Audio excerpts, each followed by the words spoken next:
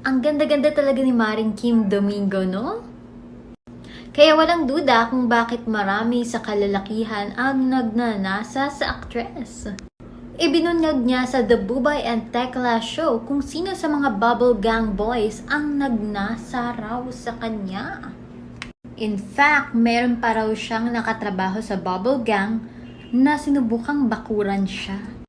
Bakuran, ibig sabihin parang pumorma, nagparamdam, ganun. Siya nga ba? Jack Roberto? Siya nga ba? Paula Contis? Siya nga ba? Boy Boy Quizon? Siya nga ba? Antonio Aquitania? At siya nga ba? Mikoy Morales? Sino nga ba sa kanila? Comment down mga bebe kung sino sa palagay nyo ang pumorma o nanligaw kay Kim Domingo among all those boys.